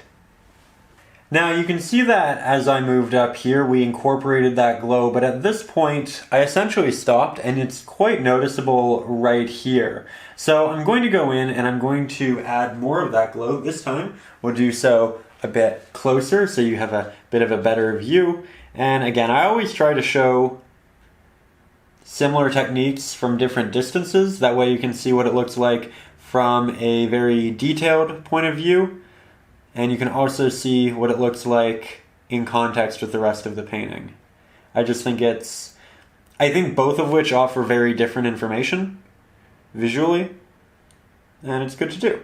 So now we're going to go back and we're going to do the rest of that glow. So I'm trying to remix this color that we have right here. Now I need to make it slightly more saturated, so I'll just add in a hint more blue, and that looks like what we need. Now I'll take that extra pigment off my brush. We'll grab that right there, and we'll head into those edges. With that said, I would also like to take a little bit of time here to say a big thank you to everyone who supports the channel up over on Patreon. This channel is primarily fan-funded, and these lessons, quite simply, happen because of you. I would not have the time to make these each week without your support. I'd be busy doing a different job, and maybe we'd get one of these out a month, but because of you, we get to get these out as frequently as we do. I think last week was the first week I actually missed in maybe 3 years. Amazing to note. Don't think I've actually taken a week off in 3 years. And it's not because I feel like I need to work, it's because I love it, and it's a lot of fun. And I also didn't take last week off. I just didn't end up with a painting that I loved, and I never want to put out a painting that I feel is subpar or will kind of lead you in the wrong direction, because sometimes you do a painting or you do a lesson and it's like, well, the end result was good, but was the way we got there the right way? And I feel like I always have to ask myself that, and if the answer is no, then I redo the lesson or I pick a different image and do a different lesson. But last week I just didn't feel like I came to a place of something that I loved. And it's because of you, again, up over on Patreon, that I can do that I don't have to put out every lesson I make, that I can make sure that, we're redoing them, we're doing the good ones, and we're making sure that we're learning different things, and that it's consistently as good of quality as I can make. So thank you. Thank you for providing me with that opportunity. Thank you for making this community what it is. Thank you for providing these lessons for everybody else who, can't afford traditional art training. You make all of this happen. It's incredibly generous of you. And again, I like to say it in every video. I'd like to say it multiple times in every video, but don't want to annoy everyone. But just know that I am incredibly grateful for you and all that you do here for me and everybody else who watches the channel. With that said, if you are new here, I know there are a lot of new people from the campfire lesson. I do have a Patreon. Up there we have things like the traceables, the reference photos. I also have 5 ebooks, including that of Acrylics for Beginners, which is essentially the essentials. Everything you need to know about acrylic painting before you jump into your first acrylic painting. In it we talk about how to blend colors, how to work with water, what brushes to use, composition, all of that good stuff. I also have a couple books of traceables for the uninspired days. We also have an exclusive Facebook group where we all kind of share artwork, help each other out, give each other ideas. I also do personalized critiques at higher tiers as well. So there's a lot of really fun things up over on Patreon. Also have some bonus lessons. So if you haven't already, I'd recommend going and checking it out. I do have a link to it in the description. And again, it is essentially what keeps this channel running, keeps those lights on, quite literally, how we pay the bills. And I say we, I suppose that is the royal we, not a company, just an individual trying to make some great art, trying to make some great art lessons, and build a community who also really appreciates that. So again, go check it out if you haven't already. A lot of really neat things up there. And again, big thank you to all of the patrons who do make these lessons happen as frequently as you do. And again, big thank you for nobody complaining that there wasn't a lesson last week. Again, I think it's the first week in 3 years that I haven't had one. And I did try. I just want to make sure everything I put out for you is really, really good quality. There we go. With that said, the polls that we currently have up on Patreon are going quite well. Neat to see all of your ideas and the lessons you'll be working on in the future. This one actually was in the poll, and it didn't win, but I had this idea of adding an ocean underneath it, and I had to do it immediately. Felt inspired, I felt a rush, and it was, okay, you know what, we need to create that. So, already having an impact on the channel and the lessons. And while it didn't win, I think it was in second place on one of the polls. So, still a highly, highly voted for lesson. Here right now, I'm trying to crisscross a lot of these. Give them some extra depth. Just like branches, you really do want them moving in front of each other. And something I don't think a lot of people do, but it looks really good. Find little areas and do this with just a couple of them. Have the lightning move back up. I think in a lot of paintings of lightning, the lightning's consistently moving down, but there are going to be areas and examples where it should kind of wrap back up that way. It's a little thing, they're incredibly small and subtle, but I think it makes a big difference. Now, because we did go back over the edges, I am going back into the middle now and re-brightening those areas, because again, they do get slightly diluted.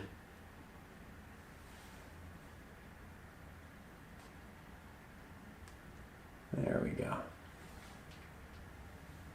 Really love what this is turning into. Took some time, but I think it was worth it.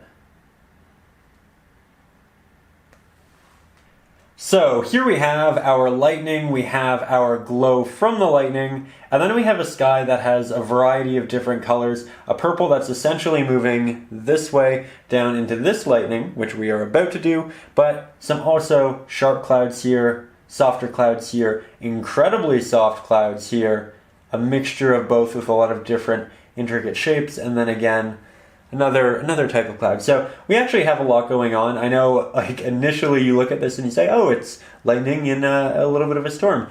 Yes, but there is a lot of subtlety in hue, there is a lot of subtlety in the variation of clouds, and there is a lot of intricate movement in here. So if you haven't started yet, I would implore you to take your time and recognize that if it isn't going perfectly immediately, just go back, rewatch that portion of the lesson, do another layer on the painting, because it is a type of painting, for sure, that requires a lot of layers, and that just gets better and better the more you commit to it. So with that said, we are now going to head down into this area, and when I say this area, I mean this area because we still need to paint that lightning.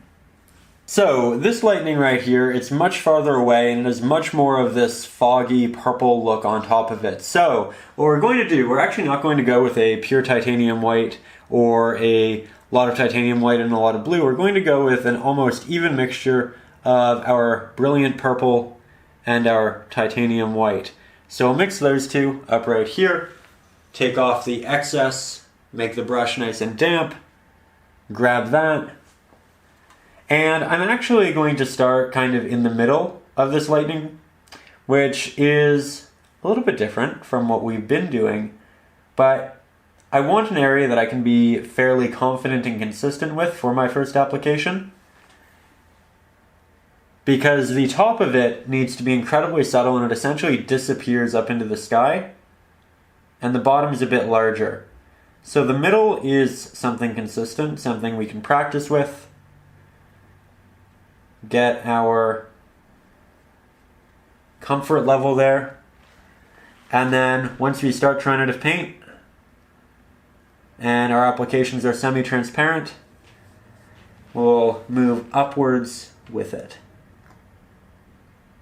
lessening pressure until it dissipates and essentially turns into nothing. You can also take your finger and soften it even further, but because it's so much farther away, you don't see all of these additional movements, and it's kind of just this really beautiful, subtle detail in the bottom left-hand side of the painting, which really balances this because the majority of it is on the right-hand side of the painting. So now I'm just going back in, doing one more layer here for the bottom with a purplish white.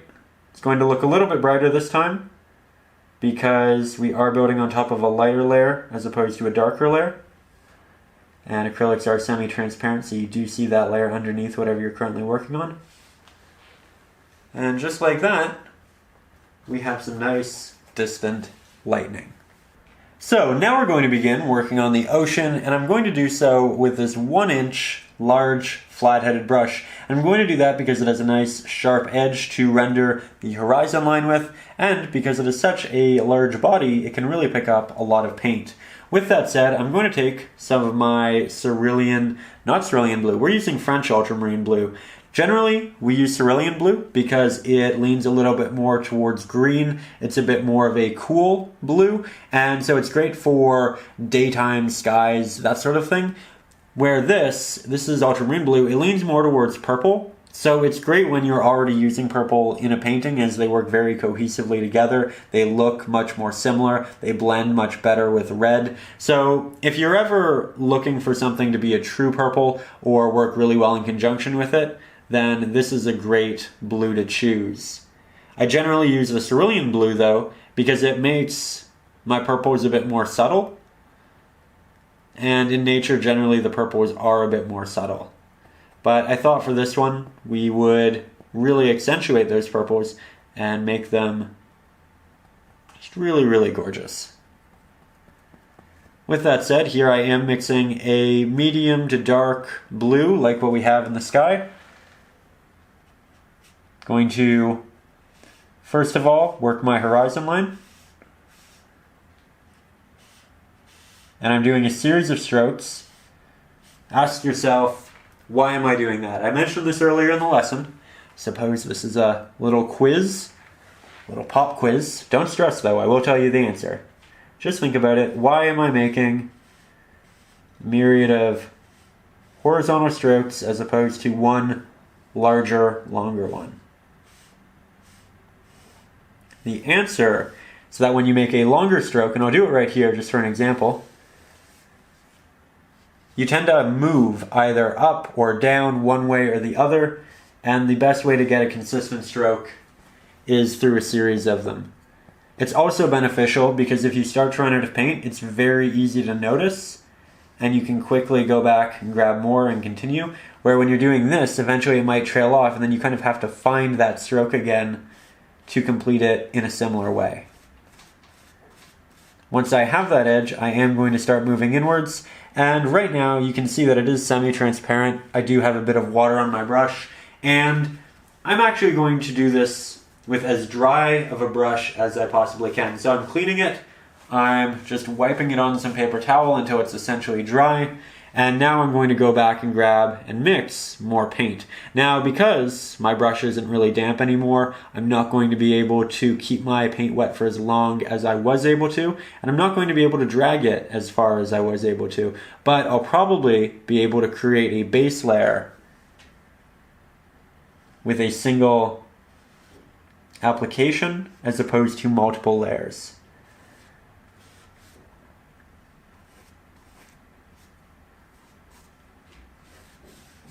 We're going to add a lot more detail to this water, but right now I'm just giving it a base layer of this darker blue.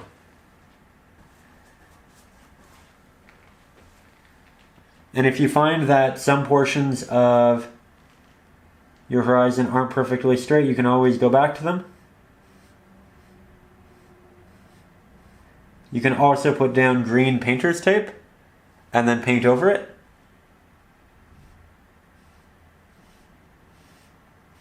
A lot of great options. I'll probably go back and fine-tune mine a little bit later, but it's one of those things where you kind of need to paint on a bit of an angle, and because I have my camera out, that is an angle I find I consistently struggle with kind of moving into, otherwise I really block the shot. With that said, as we start to move out further, I'm going to make this brighter and more saturated. So, more blue, more titanium white.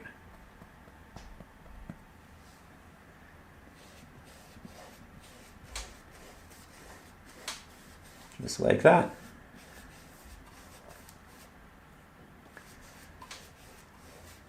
Now I'll blend that back into our darker bluish gray. Using very soft applications so it isn't full of streaks and strokes. Now I'm going to switch over to my smaller round pointed brush, this one right here. I'm going to grab quite a bit of my titanium white, hint of our blue, create a nice bright blue, and now we're going to create some waves. So I'm going to start on the edge here, and then I'm going to start working them in. Now, the waves are coming in like this, but you're going to see them trail off horizontally. Now, I want them to be much brighter than this in the end, but this is essentially going to give me a good map and allow me to build them out over multiple layers, which will give us a lot more depth. If you wait for this to dry, it'll be a lot easier, but again, you'll get less soft transitionary layers. So it's really a preferential thing, how you want to tackle it. So we are going to have some real waves there, and then I'm going to do a couple little pitter-patter strokes as you move off into the distance. Create some separation in there.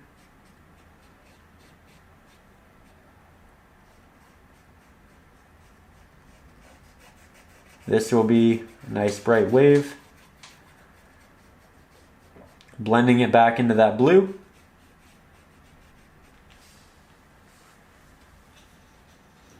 This is another process that initially isn't going to look amazing, but we'll get it there. Just have to keep going, just have to have faith. We'll figure it out. There we are. Now we have a wave here that's kind of crashing and it moves in this arch. So I'll create that arch, doing this little pitter-patter, leaving darker spots in between. And I know I'm painting this from far away, so it's a little difficult for you to see the detail probably, but I think that's honestly for the best. Here, you're not looking for an insane amount of detail because we have such a small area that you literally can't fit all that detail.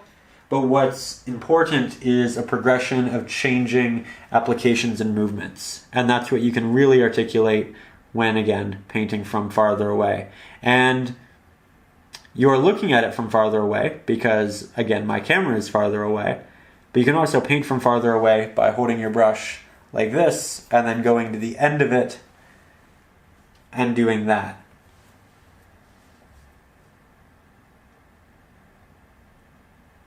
So now I'm going back over portions of the wave, making it brighter. There we go. Really nice. Continuously washing my brush in between each application because every time I go and I apply paint, I pick up some of this darker paint. And that's difficult to work with. Now I'm going to continue this wave that's washing up.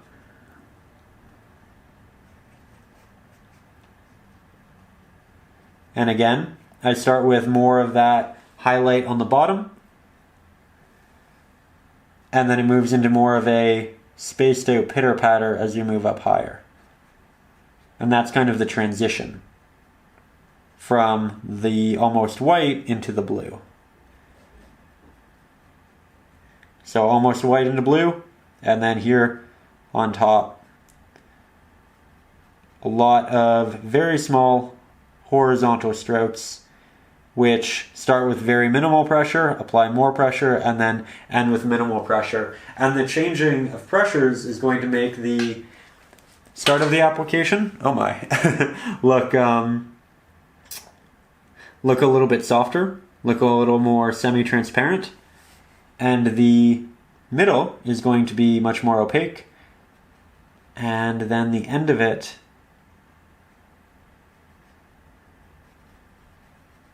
that'll be more semi-transparent again.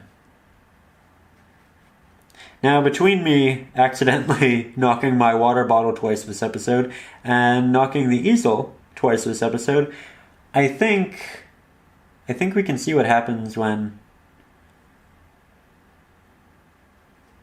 we paint without coffee.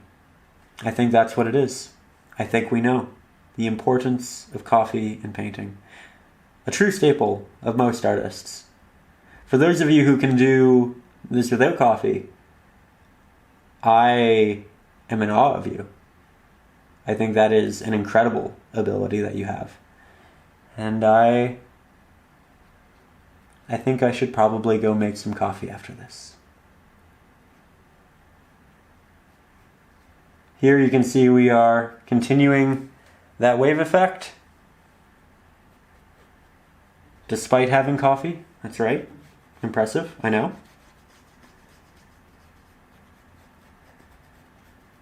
There we go.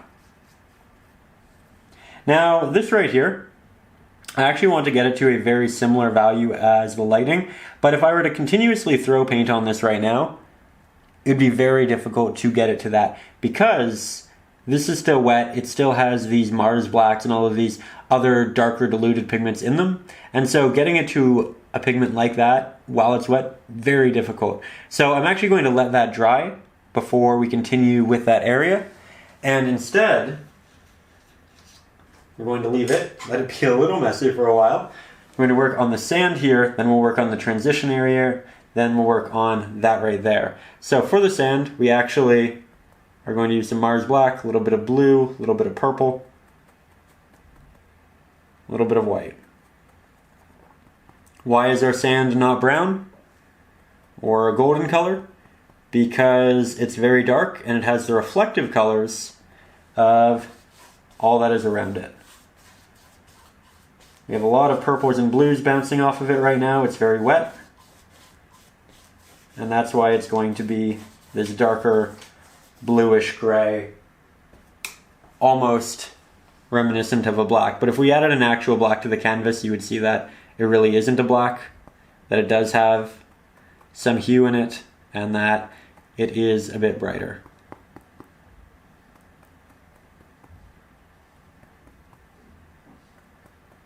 There we go. Tested on my reference photo. Looks good. Actually really what I want. That's great. Feel a little guilty sometimes when I test things on the reference photo and it just works because it's like it isn't always that easy. I promise you. Sometimes I go back 3 or 4 times and I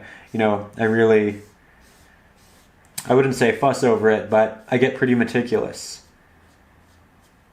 So if you are testing on the reference photo, just trying to get that color exactly right, recognize that it really can take time. Sometimes you get lucky, sometimes you don't. So, there we have our sand. Now we are going to switch to another brush. This is the 1/2 inch flathead brush. Essentially just a smaller version of what we were using. I'll grab some blue, move that to a clean spot. I'll grab a little bit of what we were using and some titanium white.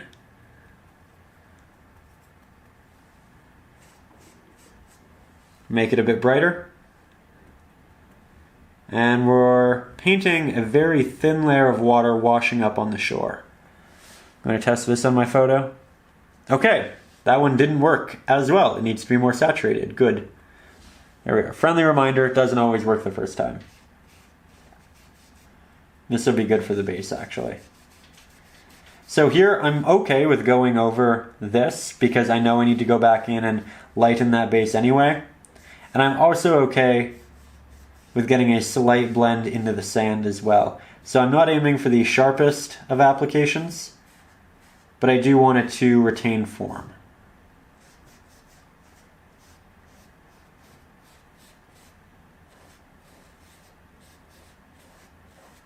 There we go. If you feel like you need to expand on the sand or the water, you can do that. Right now we are just blocking in the sand, we are just blocking in this thin little bit of water that's washing up on it. And in the distance here, I'm going to do a bit more of a blend between the two. So you can see I'm working them back and forth into each other, where I didn't do that with this. This is a bit sharper. It still has a slight blend, but it's just minimal along the edge, where this is a true blend from one into the other. So it's been about 5 minutes and a couple of really great things have occurred. The first, the paint is now dry, so we can go over top this with some real details and highlights. The second is that the sun came out, so yet again this looks a little bit brighter. And the third is that I got some coffee and I am feeling great. You know, I don't really take sponsorships for the channel just because I really don't want anything like that kind of having an effect on my opinion of a product or what I tell you I use. I always want to just be as transparent with you as possible, and I don't have to take sponsorships because of the wonderful people over on Patreon. But if I were to get a sponsorship, I don't think it should be for an art product. I really think it should be for some type of coffee, just because it makes a world of difference for me and my painting. With that said, here we are going back and we're heading more towards this center area of the wave with a slightly lighter bluish white. I'm creating this pitter patter, and all of these strokes, as you can see, I'll do a couple more, they're in this direction. They have slight spaces in between. All of those spaces are of course different from the one that we created last. And then I pick a couple of them and I move them back with a bit of a tap, again skipping little areas. Occasionally we'll combine a couple of them like that. And it looks like the wave, it looks like some foam. It's a lot of detail happening. We can also make sure that we continue that edge like that, and then we'll start it up again over here. Make sure that's nice and bright as it rolls up onto the beach. We'll also take that with a hint of extra blue and a hint of extra Mars black, and we'll create some of these a bit farther out here to the right hand side. I don't want them as bright as what we have there, but I do want them to be brighter than the base. And here you can see we have one that's there, another one right here. This one's longer than this one, and it's also farther to the right. So again, diversity. We can also blend these off and make them more transparent as they move towards the right. It'll make it sink into the rest of the painting in the water quite well. And I'm trying to keep this area as the brightest area because it's going to get a direct reflection of light from the lightning.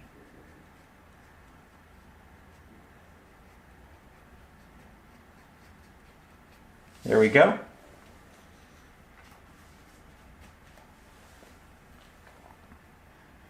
I think we'll mix up a bit of what we have here, but make it slightly brighter. Blue, white, little bit of black. I think that's close. We'll give it a try. Looks like it. And we'll just do that again right under this main area, and we'll let it dissipate and run out as you move towards the left and the right. You can also leave a slight area of slightly darker blue right between this and that transition. That way it looks like you have a bit of a shadow from that wave. It's a little detail, but it goes a long way. So as we step back, you can see that it really is starting to come together, but we're not quite there yet. So I'm going to make more of the blue that we had in there, because I do feel like that initial layer was a little thin, and it is semi-transparent, and it's the only area right now really in the water and the sand where you can see that semi-transparent application, that grid of the canvas, and it's kind of conflicting with the general aesthetic of the piece. So, let's just work that here. It's a bit more gray because we're a little bit farther away. I don't want it to pop as much as the foreground. But as I move towards the foreground, we will take more blue, interject that, make it more saturated. And of course, blue is a darker value, so I'll have to compensate with white, which will yet again desaturate it, so then we'll add more blue. And we're essentially just working the pigment farther away from Mars Black. That should do it. And normally, when I do all of that mixing, I do like to take the paint off my brush. But because we're not really dealing with anything hyper detailed here, I think it is okay to keep what we have on there.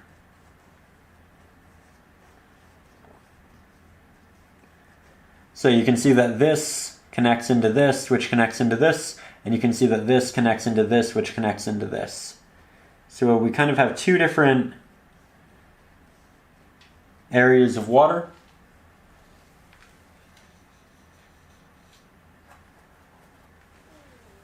We'll get a little bit more of the white, brighten up that mixture, so it has a highlighted version as well.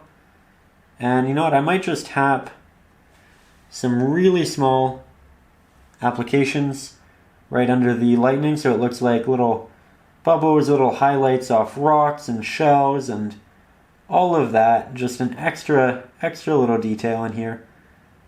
Don't need too many of them, but it's a nice addition.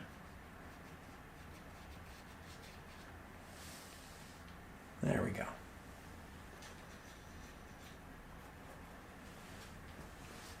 I think I might want to straighten that up a little bit.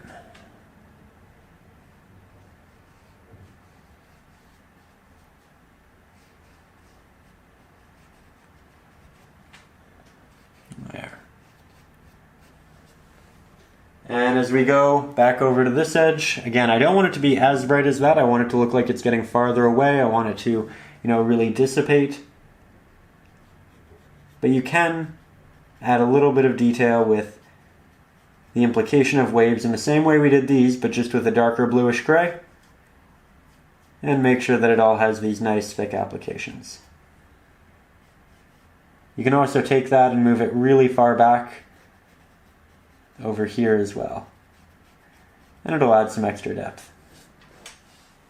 So as we step back, we can see the entirety of our painting. We can see the lightning, the clouds, the water, and I have to say, I love how this all came together. I know that in the beginning it looked a little rough, but stepping back now and seeing it, it was worth it. We made something special. And it's a great reminder to have patience. It's a great reminder to, have faith in your vision and in your goal. And it's a great lesson for just so much more than painting. But it's really something that, this lesson, it's really something that tests that really instills that in you. So I think there's a lot to be taken away from this painting, both in terms of technical technique and just general ways of living your life.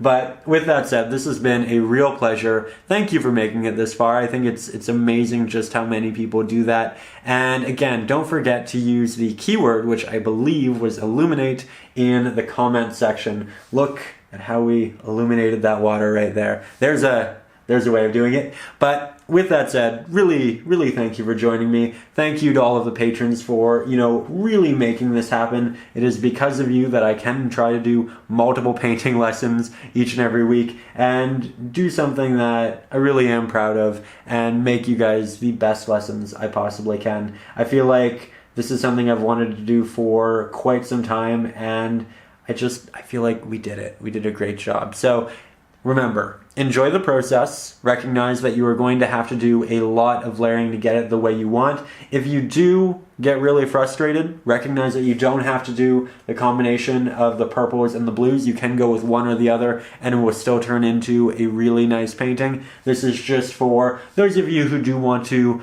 have more of an advanced painting, more of an advanced lesson, and really test yourself, but it really isn't necessary. And again, thank you. Thank you for joining. If you are thinking about joining Patreon, remember up there you can get the traceable, the reference photo, access to our exclusive Facebook group, all 5 of my ebooks, a bunch of bonus lessons, individual art critiques, a bunch of really fun things, so go check that out. And again, to our patrons, thank you. I know this is probably the 3rd time I've said this video, but I mean it, and I want to say it 50 more times because it's incredible what you do for me, for this community as a whole, for everybody else who watches these videos, because you provide these for everybody else.